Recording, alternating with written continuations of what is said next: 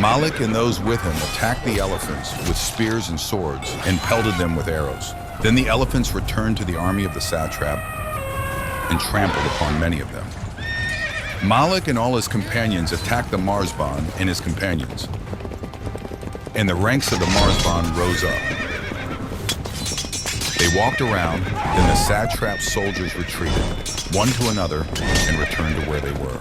The satrap shouted to his companions and ordered them to return. So they did.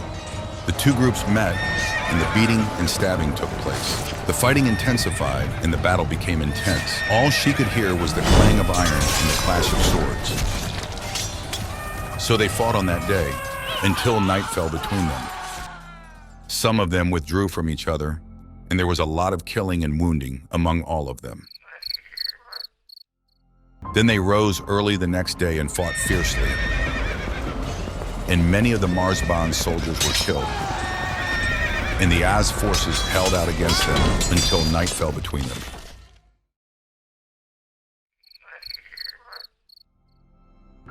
When morning came on the third day, the two groups marched toward each other and took up positions under their flags.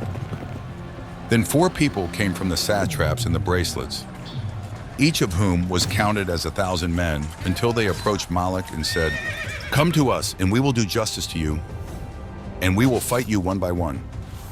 Then Malik approached them. One of them came out, so Malik fought with him for an hour. Then Malik felt compassion for him and stabbed him in the backbone with his spear, causing him to fall from his horse to the ground. So he struck him with a sword and killed him. Then the second knight attacked Malik and struck Malik, but his blow did nothing. Malik struck him on the side of the head, breaking both the helmet and the head, and the knight fell down dead. Then the third warrior picked up, and Malik struck him on the shoulder, splitting him in 2. The sword reached the animal he was riding, so cut it in 2. When the 4th horseman saw what Malik did to his companions, he was terrified, and he returned to his companions until he entered among them. Malik returned to his place and was optimistic about the victory. The men of Az were very happy about this, and they mobilized for war. When the satrap saw what Malik was doing to his 3 commanders, he became very angry and went out in front of his companions saying, "There is no good in life after them." Then he called Malik and said, "O Arab, come to me if you are seeking a king. Whoever prevails over his companion will have what he strives for. We do not expose our friends to destruction." So Malik went out to him with courage and strength of heart.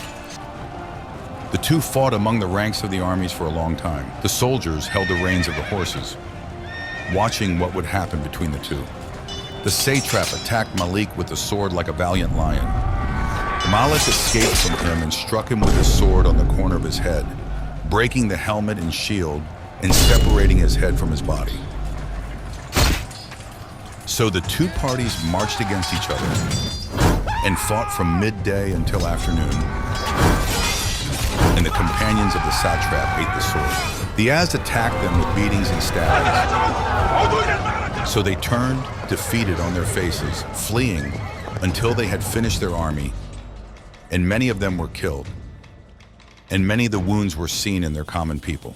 Then they sent to Malik asking him to make peace, to stop the war against them, and to postpone them for a year, to expel their families from Oman, and they gave him a covenant and reward for that. Malik responded to them and gave them a covenant, not to oppose them until they start a war with him. The war stopped against them, and they returned to Sohar and its surrounding areas. Malik sided with Kalhat. It was said, in that truce, the men of the Marzban obliterated and blinded many rivers. The prophet Suleiman bin Daoud had dug 10,000 falaj there.